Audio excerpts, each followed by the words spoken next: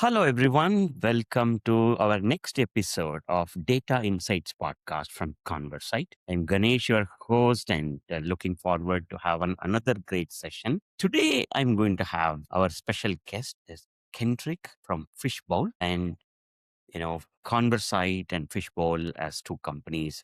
We've been working together, and Kendrick has a lot of experience in terms of helping a lot of small, medium customers, manufacturers, distributors, retailers in terms of bringing the digitalization, first ERP, and a lot of stuff. So I am equally excited, like you all, to understand what other customers in this space are doing. So looking forward to that conversation. Hello, Kendrick. Welcome to the show. Looking forward. Hey, Ganesh, thanks so much for having me on. It's a pleasure to be here today. Yeah, great to have you. I think we know each other quite some time, but for the audience, I love to have a quick intro. Maybe if you could just introduce Fishbowl and then yourself and what you do, and then I have a lot of questions. Like equally excited to learn more. Yeah, absolutely. So, Fishbowl is inventory and manufacturing software, really designed for SMB to mid market customers. We've been around for 25 years this year. So, kind of a long time in software age. Constantly innovating and growing through. Ironically, one of the cool things about Fishbowl is we've had customers all along the way that have stuck with us. I was recently at a trade show, and I got to meet with a customer that I trained in 2007 as an example. So pretty neat in that space, a lot of innovation. And if you would have told me 20 years ago that inventory management and manufacturing was compelling, I don't know that I would have believed it. But really, some amazing things that Fishbowl's doing to help drive small business forward in the global economy. It's been really fun to see that. Product based business is where we really focus, and so anything with product on the shelf and a need to track it is what Fishbowl's designed to do. I've been fortunate to be with the company for 20 years now, and bit of time in product and engineering. These days, my official title is Chief Evangelist, and it kind of covers a few aspects, partnerships being one of those. And so, appreciate the time we've been able to work together on. Ganesh, I think it was 2018 that Fishbowl and ConverSight first started working together and bringing great solutions to market. Yeah, looking forward. Our first customer from 2018 was a Fishbowl customer, and we have been joint customers from day one of ConverSight's journey. So it's great to see how it's evolving and adding a lot of customers and with the Fishbowl AI insights. So now that you have seen lot of experience in bringing the customers, especially you mentioned small and medium, that also mean, Kendrick, if I assume right, you're probably like their first ERP kind of a system, right? Like where maybe the businesses were managing it, maybe what, Excel or like some kind, and moving into the digital from your system. Like you have seen the industry moving from like 20 years back to now. What are the challenges which you think continue to be a challenge, or is what's evolving as a new challenge? Yeah, great question, Ganesh. So we really have kind of two cohorts of customers that land at Fishbowl. One group are those that have been on a traditional ERP and discovered that they're spending way too much money to get way too little value out of it. So they've been on, NetSuite or Acumatica or Sage product or Dynamics or whatever it may be. And those are great systems at the right time for the right business. But we tend to see folks that they may be spending more than is justified and not getting the value that they need. And then the other group are those that, yeah, it's their first step into it. They're using spreadsheets and it's not enough. A lot of them are leveraging QuickBooks or Xero for their accounting, and it's just become overwhelming. And look, nobody wakes up in the morning and says, I need inventory control. Usually something went wrong. They missed a customer deliverable, that they're in jeopardy of not being able to produce what they need to, and they don't know why. The costs have gotten out of hand and they can't see it. And so to your question directly about, what's different and what's changed versus what has remained a constant across the last few years or across the last 2 decades, people are much more equipped with data these days than they ever have been. And I think that's one of the biggest elements of change is that, when you look at a business, they're sometimes drowning in data. And so, rewind 5 or 10 or 15 years ago, they were starving for it. Now it's so plentiful that it becomes overwhelming. And the trick is, how do I make better decisions? And that's what I love so much about Fishbowl AI Insights and ConverSight is it's bringing the data and pulling it together in a way that's meaningful for companies. And so if there were one thing I think that has really shifted, even just in the last, call it 24 months, being able to supply the right information so that people can make better decisions. So now with, I know there is a lot of things happening in the industry in terms of, we saw a lot of this tariff and now all these, global, you know, issues which is impacting the logistics we have seen recently. And then there's also a shift in, manufacturing location in source here, manufactured here locally. So there is a lot of things happening when you go talk to these manufacturing companies, distribution companies. Do they are they growing and lot of challenges, or even to sustain their current growth where there are challenges before getting into AI digital? I just want, because you are visiting a lot of customers, when I go look at your LinkedIn, I see a lot of companies. You go and visit them, understand their business, they are meeting their leadership. What are you hearing as a top challenge? Is it tariff? Is it logistic challenge? Is it cost pressure? What's holding them? Like what's keeping them up in the time?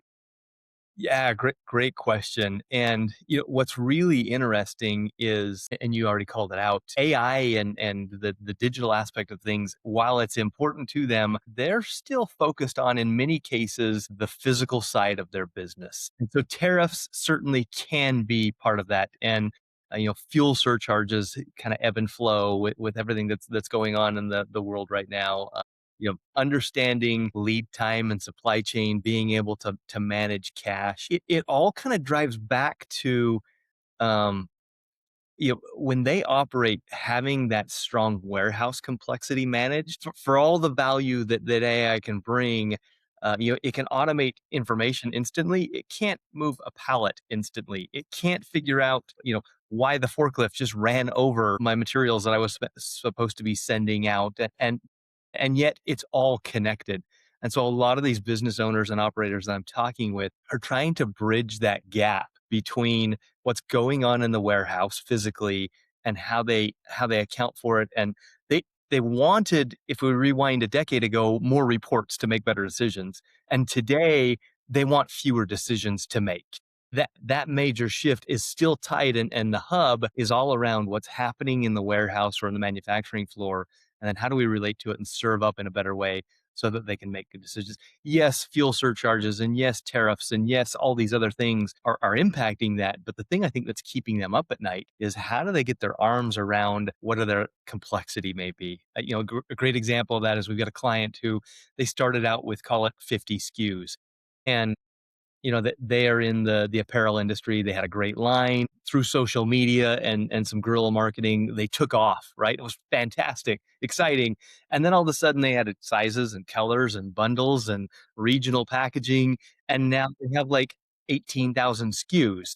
And for them, yeah, I mean, and the first thing you want to say is congratulations, business owner, you've done it. And that poor gal is just overwhelmed because this thing that she built from literally from nothing has taken off and it's blossomed. And it's kind of the dream. But humans weren't built to optimize all of that data manually. She's balancing vendors and reorder points and lead times and demand history. And it's just, she found Fishbowl in desperation. And luckily we were able to plug it in and get them going. But that's been the biggest challenge I think we've seen, generally speaking, is the overload that people go through and the complexity that's created and their inability to really manage that effectively as they grow. Absolutely. In fact, very similar story. I was meeting a retailer last year when I met their CEO. Very excited, Ganesh. We are going like doubling our numbers and all that. Then a month back I met. Their revenue in the last 4 years tripled, but equally the inventory. Is it like we have grown, but then now we have a $20 million inventory sitting there because of all these things. And that's cash flow issue and with the interest rates. And we are losing money now. Like suddenly the happy growth story becoming poorly managed operating cash flow issue now. And yeah, so I can hear you. Like it's like growth is great, but then if you don't have a good system, good process, good people to manage the process, then you get into these problems. Yeah, I mean, growth does always come at some expense, right? True, true. And for inventory product-based businesses, part of that expense is investing in the right thing at the right time so that they're not tying up cash. And it's so easy to get off that. I had a client who described it as standing on a beach ball and never knowing which way the wind was going to blow. That too, not only internal, all these external things happening about this war and tariff and many, many things, right? So now, traditionally, companies, whenever we talk about ERP and one is adoption, getting the right data into those right modules and all that. The second is visibility, getting visibility from their demand, their supply, their overall inventory, especially if they have multiple warehouses. So getting all that data into one place and maybe start leveraging something like demand forecasting or supply planning. That's what we have seen until now. But people were always worried about, oh, we don't have a data scientist to do demand planning like that. Right? We have seen companies who implemented ERP now they want to start optimizing. They need to take these techniques like demand plan, supply planning, that kind. With that, are you seeing companies are moving from like ERP to reporting analytics, or they are directly looking now with this AI coming in? They want to leverage. Where do you see companies who are already think they matured ERP process. Now they want to start getting ready to the AI. What's the percentage of companies even thinking about AI? What's the percentage they are already using AI? What's you think in the industry? Yeah, great question. I think candidly, part of it is dependent on the generation in which they reside. Yes. So some of our longer, more tenured brands are really hesitant to know where and how it fits. And there's certainly a perspective that AI is taking over jobs, which I don't believe to be the case at all. I think it's enabling repetitive things so that operators can make better decisions. To the point of what percentage, I'd say, when we look across our base, of 10 to 15% are in that range of they're doing something with AI. I think it grows significantly when we start asking the question, how many want to do something with AI? And I think, that range, we really see a lot of folks that are interested, but they're hesitant to know how can it help and where do I start? And, so often where we really see that inflection point that we can show them is when something didn't go right. So, a great opportunity is, if you imagine as a product-based business, I have to reorder goods. Well, I just placed an order and as a buyer and my supplier's ship date slipped. So now there's a delay in purchasing, which leads to problems in production, which leads to problems on the customer level. And customer expectations are always where we pull the fire alarm, right? And so, when that supplier slips, then the purchasing manager overreacts and they buy more goods, right? And they rush them this time. So now we've driven cost up because we're rushing goods, maybe from an alternate supplier or whatever it may be. And now the outcome is inventory spikes. Well, that inventory is cash that's trapped on the shelf. And anyone who owns a product-based business or operates within one knows exactly what I'm talking about, because the cash is gone and I have to wait to buy. And on top of that, the warehouse is yelling because space has disappeared. I bought extras of these things and now they're sitting there.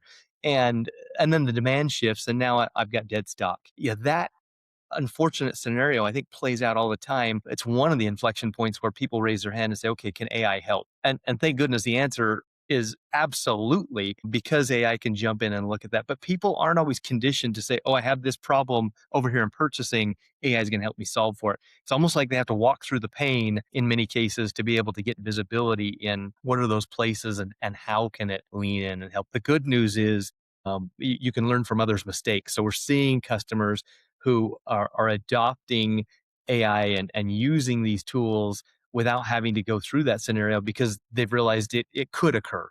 And they don't want it to be the case, so they're getting ahead of it. And that's fun when they can recognize proactively, here's what I'm going to do to safeguard my business. And whether it's overstock or supply chain and the tariffs that are inevitably still, they're out of the news cycle, but tariffs are still a very real thing for anybody who's buying stock. And if I don't understand what my costs are fully burdened, it can be overwhelming, and you don't make up for in volume if you're losing margin on every order that goes out. Absolutely. I think as long as if they realize there is a problem which is not easy to solve by what they have, the technology or the people, and then there may be an opportunity for AI to play a role immediately instead of like, oh, we just need to go to AI. Like you don't need to force yourself to go to AI, but do you have a problem? In fact, I visited a HVAC customer 2 weeks back, and during the discussion, they talk about our warehouse is like 90% full, and the CEO wanted to bring a lot more items because we are seeing a huge demand, but we don't have space in the warehouse. Then we were curious. Okay, the warehouse was 10 minutes away. Then they were, kind of, okay, let's go take a look at it, the warehouse and all those. So we kind of looked at it. It was a huge warehouse. I don't know, like maybe a 400,000 square foot or so. When we look at it, they have followed a process where, each rack, like you can have a 12, things like in one rack, two are there, and then another is like almost 10. There's a lot of space, but the way they organized looks like it's full. There is nothing they can put it in.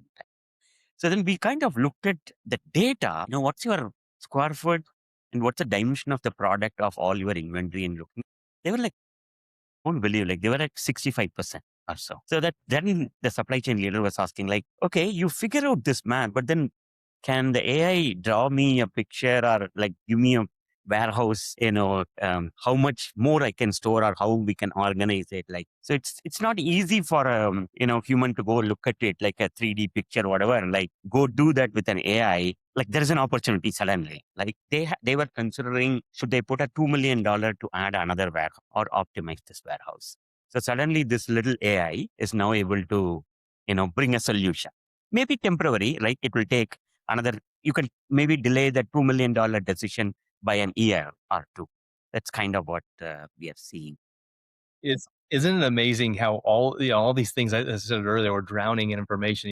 We've got dashboards and we've got reports and we've got alerts and we've got spreadsheets and we've got all these things, but they're not leading to action. And at the end of the day, someone has to do something. In the case of this business, they've got to make a decision on what to do, and that's where AI gets really exciting, right? It can crunch what that looks like. And first app churn, you're only at 65% capacity, and then build on that to, look at it from this angle, do this thing. And all of a sudden, you don't have to be in the driver's seat making that decision. Those AI elements that can go through so much data so efficiently can bring those up and serve the details. And then you could say, yes, we can defer that $2 million investment for another 24 months or whatever it may be. See, well, you mentioned maybe 10-15% of the customers are like ready or already deployed AI. But are there customers where they're asking way beyond what AI can do today? Are they already like forward thinking? Are you seeing that extreme also today? I think we do have some for sure. It's definitely not the norm. And the other thing, in fairness, is I think a lot of customers aren't taking advantage always of the AI capabilities that already exist. So that's something that I think is a great learning for us to really jump into. But there certainly are some. We have some joint customers that have really done some innovative and creative things around not just AI agents. A chatbot is something that I think we've all become familiar with. But what about the agents, and how can they actually reach out and complete work and transform the business in a way that makes a huge difference, right? In fact, I remember one of our joint customer, they were like receiving an email every 30 minutes for a quote. Okay. And the quote is for, okay, what's the price for these two items? And then when can you deliver? So the CEO was like, Ganesh, why do we need to read that email and go check within the Fishbowl and get that information? Can I have an AI read that email, check the inventory and respond to them, that when we can deliver and what will be the price, how cool it will be, and how that means if that customer is sending that code to 3 or 4 vendors and you got that response first and you can deliver it on Monday, instead maybe some of the vendors will respond on Monday, right? So the quicker you respond, and you can maybe you can also upsell, cross sell, because you have other products and all those. He was like a visionary to me, like he's already imagining the future of sales in a manufacturing or a distribution company. To me, like there are people like who are really like feeling the true agent power of the AI agents. I think they will motivate everyone else and take this forward, I believe. Yeah, there's almost a flywheel effect that I think is coming around with the agents, because when you share an example of how this worked for my business, it compounds into, oh, I could do this and this and that. Something as simple as the PO write back capability that Yes. ConverSight delivers. If you rewind 10 years ago, that was taking purchasing agents, hours, if not days, to complete. And an agent now goes in and completes the work.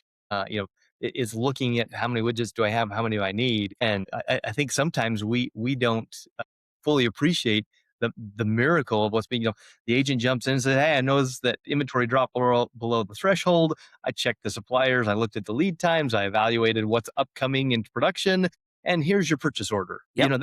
That would have taken, it literally, it's a click that happens behind the scenes, and it's served up on a silver platter. But there's an agent there that you approve what they've done, the best employee in the warehouse, and how do you replicate that? And when people start to see through that lens, they get really excited, and they understand that agents aren't there to displace humans, they're there to empower them. Now let's talk about a little bit on challenges or bottlenecks for them. Or these leaders, business leaders, when they are ready or hesitant to get into AI, one thing you said, the AI replacing human job or not. The other, are they also worried about security or funding for this or their skills to learn AI?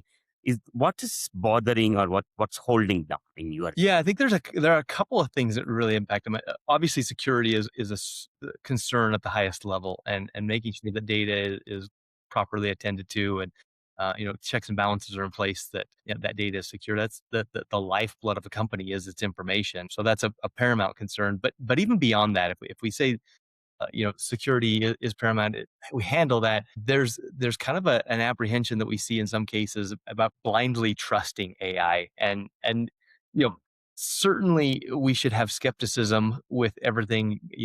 When we look at AI produced content, a lot of the LLMs out there have put the footer in now that it needs to be validated, and it does. And you shouldn't blindly trust anything, but trust the process so long as you can trust the data. And the good news is that, as you trust the data, then the process just needs to be validated, and you're in a better spot. But for so many scenarios, I think AI oftentimes is really plugged into this model that it's going to just correct everything for us. And nothing is right until the data is right. If you feed bad data into an AI agent, it's just scales with more bad information. And in my mind, AI is like hiring the smartest employee in the world and then mislabeling every filing cabinet in the office. They're not going to win, even if they're brilliant.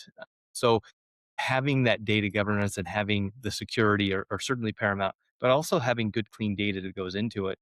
And that's where I think I'm biased, but Fishbowl does a really good job at capturing that operational data so that tools like ConverSight can really take it to the next level. You've got to have the right fuel in to walk through those different processes. And when you have gaps and problems in the data, you're just compounding the issues. And so for people who are hesitant, yes, absolutely, that there are rules of engagement and bounds that must be met. So the trick is finding a tool that brings those things naturally.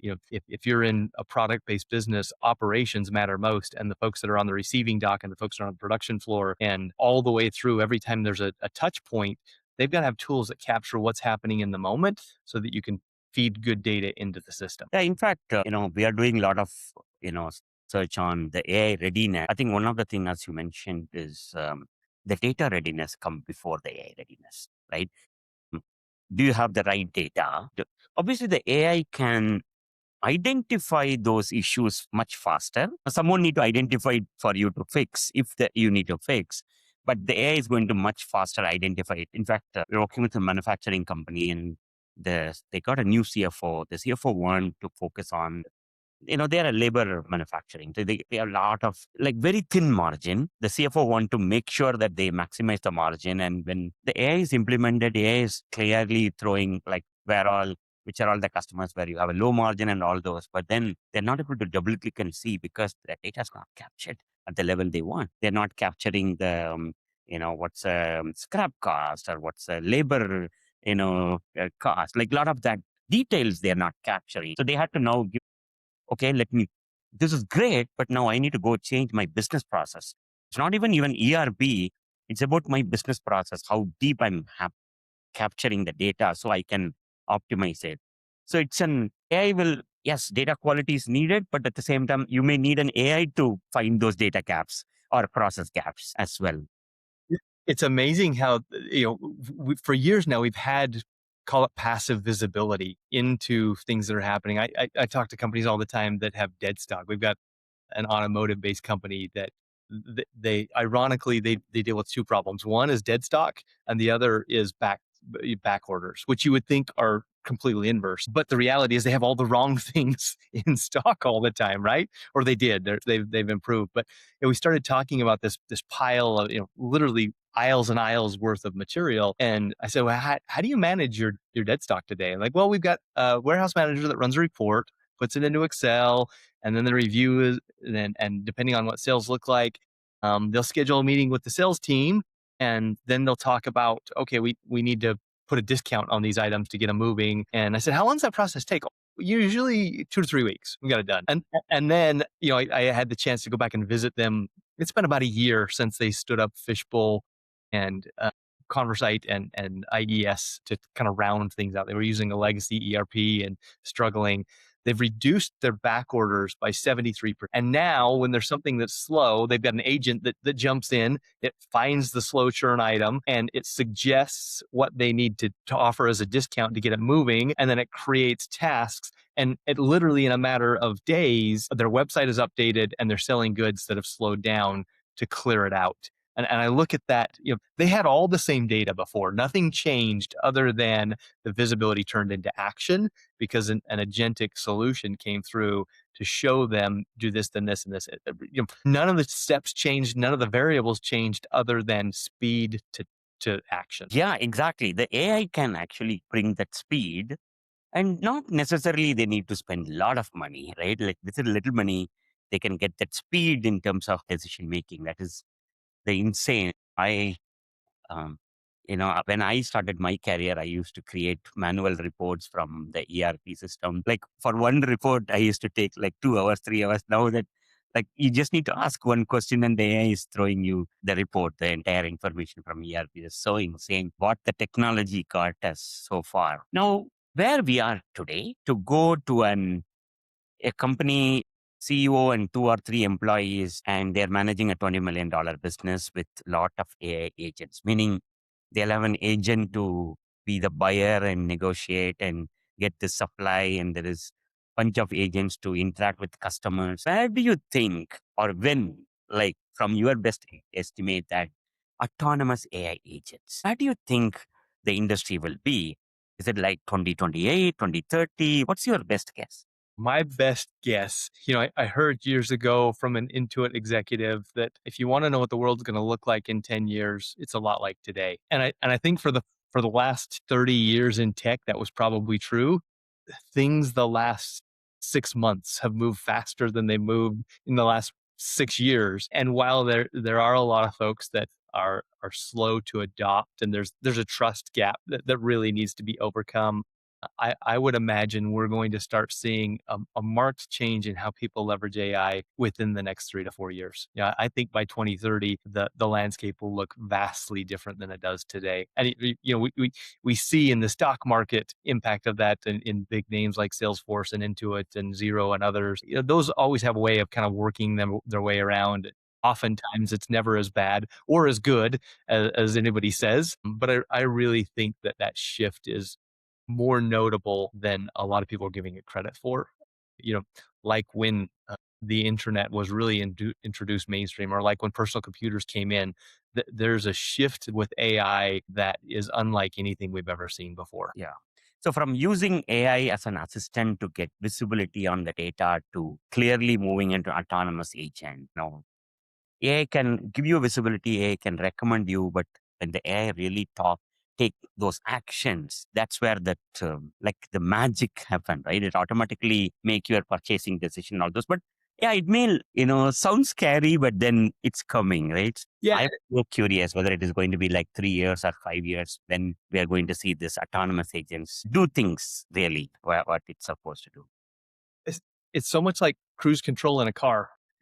Horses are great, but nobody rides those anymore unless it's for leisure. And years ago, when cruise control came out, there was pushback on it, and then lane assist came out, and then adaptive cruise control, and then you've got self-driving cars, and that's taken a long time to kind of get to that point. But generally today, most people are going to say that cruise control is better than a horse. It's safer, it's faster, it's more effective, and it gets the job done. The difference is that took, the better part of 80 years for, I think, the general populace to adopt it. I think we're going to see the same thing in people realizing the value in a much more compressed time frame. By 2030, I wouldn't be surprised if there's a major shift in agents doing a lot of things, and not just in business, but life in general is really kind of adopting AI. And so I think that builds in and bleeds to people's confidence in getting over the trust gap, because they're seeing it in every facet of what's happening, not just in their ERP system. No, I recently upgraded my car and moved to a fully autonomous with thing. Like last 3 days when I was in Chicago, like I used to hate the traffic and all that. Like now the car is driving on its own. It's making sure it's putting signal when to stop, when to slow down, when to lane change. Like I just need to watch. Like this is insane, amazing, and I like carry the same thing. Like what can we do to make all these supply chain leaders business? Like there are a lot of terms and a lot of tricks, like when to reorder, when to keep, when to increase the lead time, safety stock, when to like go aggressive on some items. Like there are a lot of decisions, like a driving you need to do. I wish we have a lot more AI in these companies where help those leaders, right?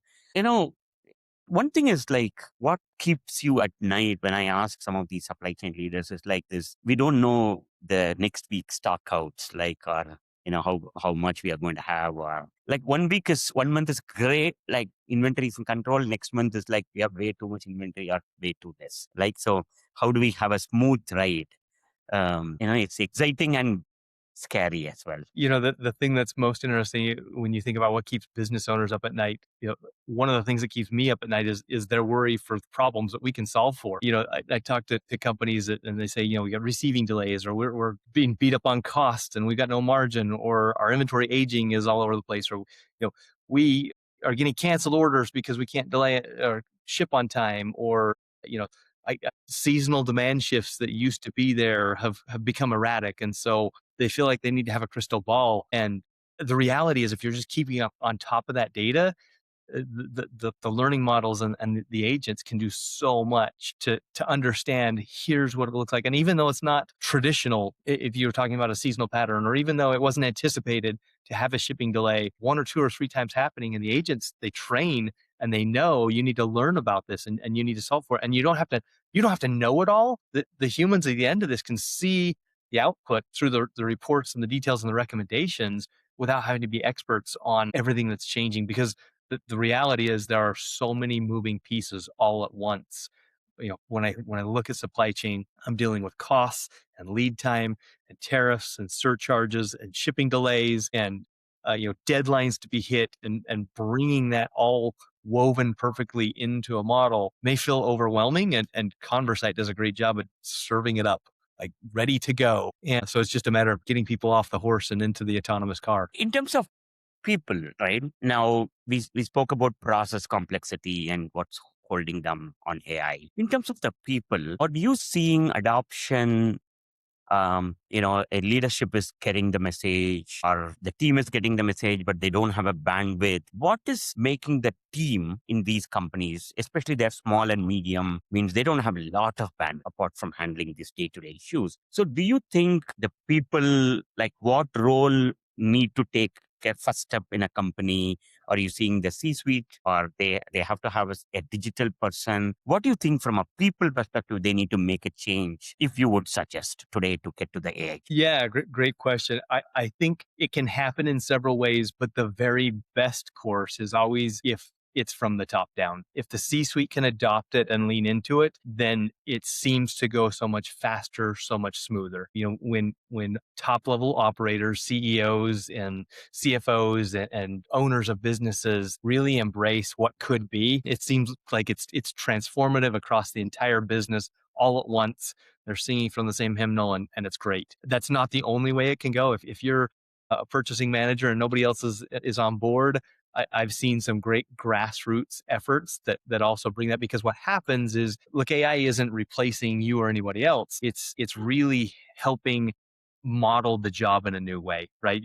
If you've got agents that are helping predict shortages and rebalance inventory and create purchasing plans and all the things that you need to do, well, you're still there, but you become an exception manager instead of a planner that has to do it all by hand. Rather than doing long form math, you've got a calculator, and that calculator is on steroids, and there's an agentic employee, if you want to call them that's helping you on the front end.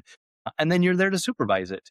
And even in a scenario like that, where it's just one person in one place, when they start to show how it's transformed their role, it seems like it catches attention. We've had numerous cases where, a new shipping employee or a new purchasing agent comes in and they lean into AI to help them better do their job. And it's not too long before we're having conversations with the CEO and with the production manager and with all the other people to say, hey, there's something good going on here. How do we get it across them? So you need one or two people within the organization, whether it is from suite or anybody from the operation team, to step up, do one small use case, and then everybody will start adapting it. Yeah, the moment there's a champion, it all just goes up. I actually saw the other day, it was kind of a fun interaction with one of our customers, and they're a long tenured customer. They've been established for many, many years.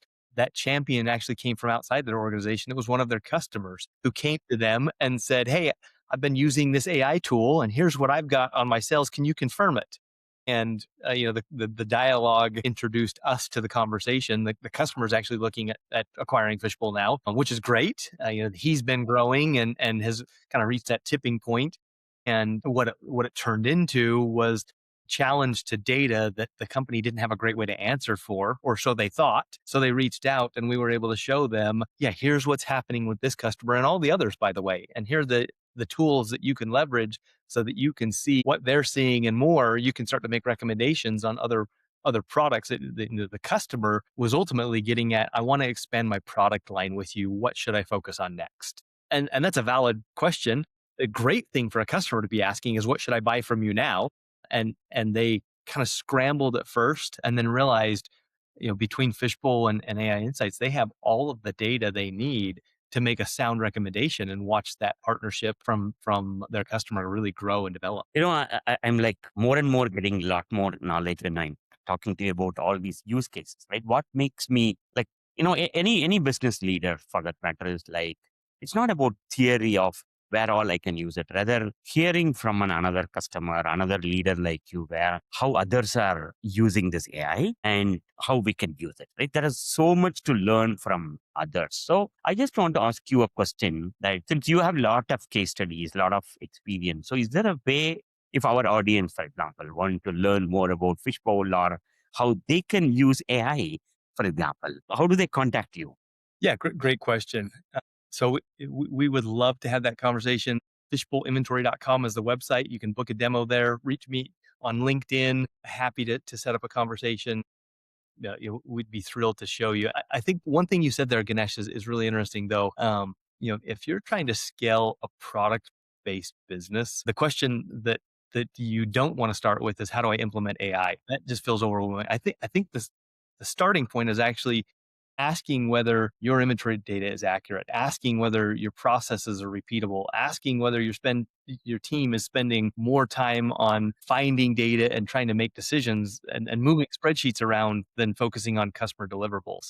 Because that's what Fishbowl's designed for, is solving those types of operational problems. And then once that foundation is in place, tools like ConverSight unlock an entirely new level of automation and operational intelligence. AI isn't going to just change a lackluster business into great, right? The thing that really moves the needle in my mind is, you have to have an efficient, disciplined business, which falls outside of ConverSight or Fishbowl or QuickBooks or any other software tool for that matter. We can help inform what the gaps look like and where you can address them. But then once you get that foundation in place, AI can transform those disciplined businesses into exceptional ones, because you're unlocking the capability of AI with good data that drives it, right? Every inventory transaction tells a story. Data is no longer the competitive advantage for so many businesses. It's acting on it in the right way. And how do I unlock and act in the best way? Yeah, we can build dashboards to your heart's content, but unless those dashboards are really driving operational excellence. And AI isn't replacing people, it's creating fewer repetitive decisions so that you can make better choices long term. Exactly. That's a great way to put it. Empowering them to make those choices. Absolutely. Absolutely. I think, you know, we will see more and more AI adoption, but end of the day, like a lot of companies have started AI without having valid use case or valid data. Now I think that's changing. Now we have a lot of case studies like to share what worked, what did not work. I think that's, I'm sure we will do more podcasts here and webinars, and looking forward to learn more from you, Kendrick, and share more as well. Looking forward. Thank you for your time today. And, I know we are betting on this new AI journey and autonomous AI in the couple of years. Maybe 6 months from now, we should connect back and see, are there customers already looking for autonomous agents, right? So thoroughly enjoyed. Thank you for your time. Thank you, Ganesh. It's been a pleasure being here with you today, and look forward to future conversations. Thank you. Have a nice day.